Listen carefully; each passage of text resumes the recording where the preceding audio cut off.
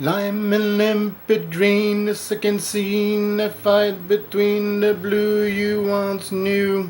Salut tout le monde et bienvenue à Rock Plus ETC. Aujourd'hui, je fais la critique du premier album de Pink Floyd, The Piper at the Gates of Dawn. Très belle pochette kaléidoscopique. Donc, cet album-là, The Piper at the Gates of Dawn, est sorti au mois d'août 1967 et c'est le seul album complet réalisé avec Syd Barrett. Et jamais le mot psychédélique aura aussi bien trouvé son sens avec ce premier album de ce nouveau groupe au nouveau son. Un des sons justement les plus originaux, les plus innovateurs de l'histoire du rock. Et c'est à mon avis un des albums les plus innovateurs de l'histoire du rock, justement. Et avec cet album-là, Piper at the Gates of Dawn, et le mot Pink Floyd devient comme synonyme de psychédélique ou de LSD. Et celui qui est derrière tout ça, eh bien, c'est le leader et fondateur du groupe, Syd Barrett. Et c'est lui qui est à l'origine de ce nouveau son si original, ce genre de rock spatial, science-fictionnesque. Et avant l'arrivée de Barrett dans le groupe, car Waters, Wright et Mason étaient déjà ensemble, mais les trois jouaient principalement des reprises de blues. Et c'est avec l'arrivée de Syd Barrett et ses idées un peu folles, innovatrices, que tout s'est mis en branle. Et Syd Barrett a été l'étincelle de ce groupe qui allait devenir un des plus grands groupes de l'histoire du rock. Et même des années plus tard, on aura toujours le fantôme de Syd Barrett qui planera un peu autour du groupe avec des albums comme Dark Side of the Moon, Wish You Were Here ou The Wall.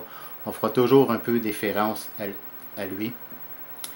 Et Barrett était vraiment un artiste complet. C'était un auteur, compositeur, chanteur, guitariste, peintre, sculpteur, dessinateur. C'est même lui qui a réalisé le dessin au recto de l'album.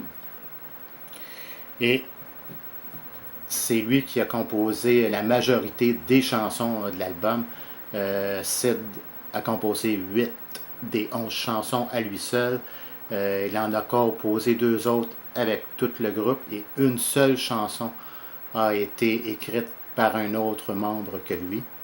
Et cette chanson-là en question a été écrite par Roger Waters. Donc, cet album-là contient 11 chansons et on y va avec l'analyse, la critique de ces 11 chansons en question. Donc, l'album commence avec Astronomy Dominée.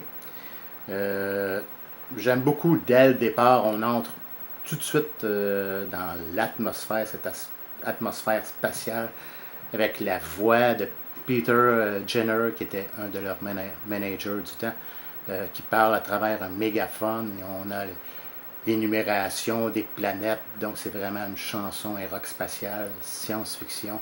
J'aime beaucoup le jeu de guitare de Syd Barrett et c'est un 10 sur 10 pour cette chanson-là. Lucifer Sam, c'est une chanson qui s'est inspirée du chat de Syd Barrett qui s'appelait Sam et également de sa petite amie du moment qui s'appelait Jennifer Spire, quelque chose du genre. Et j'aime beaucoup le riff de guitare de Syd Barrett qui sonne un peu comme un thème de James Bond ou de Batman. Très bonne chanson, c'est un 10 sur 10. Chanson suivante qui est Matilda Mother.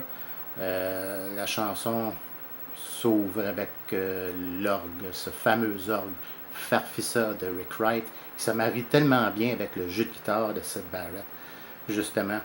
Et c'est une chanson qui évoque les contes de fées un peu.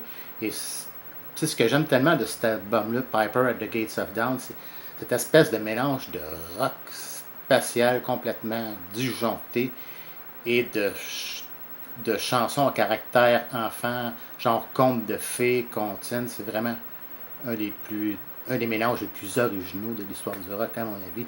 C'est une très grande chanson, donc Matilda Mother, que j'aime beaucoup. Et c'est un 10 sur 10. Chanson suivante qui est Flaming. J'aime beaucoup dès l'ouverture de la chanson, on entend comme un espèce de son de sifflet J'aime beaucoup l'atmosphère générale de la chanson et les paroles qui semblent un peu évoquer l'insécurité de Syd Barrett. Chanson suivante, qui est un instrumental qui est Power R, Power H, un peu dur à prononcer. J'aime beaucoup la première partie, si vous voulez, de la chanson, qui est une partie au piano un peu jazzy de Rick Wright. Et au bout d'une minute et demie ou 2 minutes, la chanson devient comme complètement folle. Un peu, on entend comme des cris de Roger Waters. Et c'est une atmosphère très psychédélique qu'on retrouve dans cette chanson-là, dans cet instrumental-là. Et c'est un autre 10 sur 10. Chanson suivante qui est Tie Up Thy Stethoscope and Walk, l'unique chanson sur l'album composé par Roger Waters. Un peu plus ordinaire point de vue parole.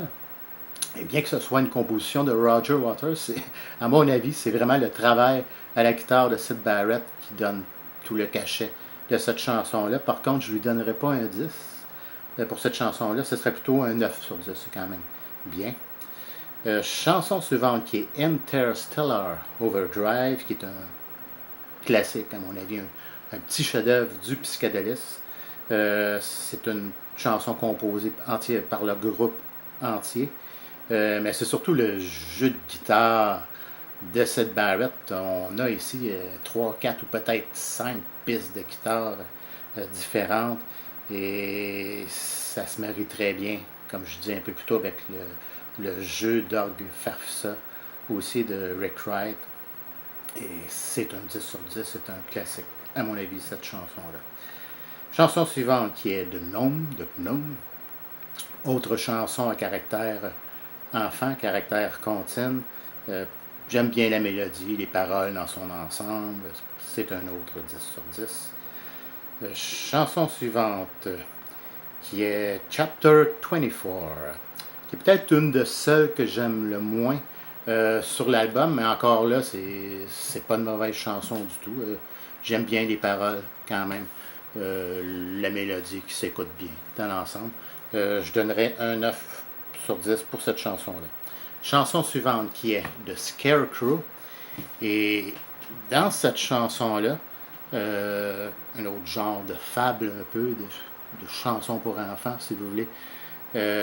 J'aime bien vers la toute fin quand on entend la guitare acoustique qui devient plus présente et aussi les paroles. Ici, on dirait que Syd Barrett semble faire comme une description un peu de lui-même. Et c'est un 10 sur 10 pour cette chanson-là, qui est de Scarecrow. Et finalement, la dernière chanson de l'album qui est Bike, autre chanson à caractère enfant. Quand on écoute les paroles, cette chanson-là évoque vraiment très bien comme la fierté d'un enfant conduisant sa bicyclette. Et le moment que je préfère probablement dans cette chanson-là, c'est vers la toute fin quand on a ce passage complètement inattendu de sons complètement disjonctés, étranges, qui ressemblent un peu à des sons de pédalier, justement, de rouage, de bicyclette. Je lui donnerais peut-être pas un 10, bien que ce soit une chanson quand même très populaire, Bike, mais probablement un 9.5 sur 10. Donc, dans l'ensemble, pour cet album-là, c'est définitivement un 10 sur 10, comme je disais plus tôt dans cette vidéo-là. À mon avis, c'est un des albums les plus originaux, un des albums les plus pétés de l'histoire du rock. Et ce qui ressort vraiment, c'est vraiment ce mélange de rock spatial, comme je disais, et de chansons pour enfants, de fables pour enfants. Et c'est un grand classique. Un 10 sur 10, donc, pour The Piper at the Gates of Dawn. Donc, c'était tout pour cette vidéo d'aujourd'hui. J'espère que vous avez apprécié. Comme d'habitude, vous pouvez laisser vos commentaires et me donner un petit coup de pouce si le cœur vous en dit. Sur ce, je vous dis merci et je vous dis à la prochaine.